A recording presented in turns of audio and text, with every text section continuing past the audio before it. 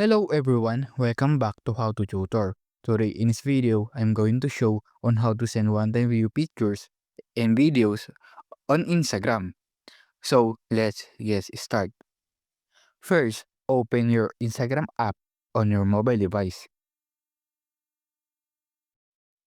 At the upper right side, tap the message icon.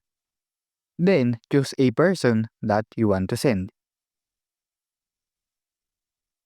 At the bottom left corner, you will see the camera icon. Then tap it.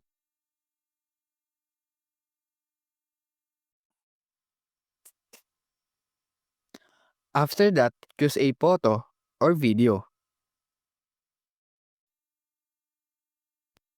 Once you already choose, you will see at the bottom left corner the timer icon. Just tap it to make it view once. Then tap the send button.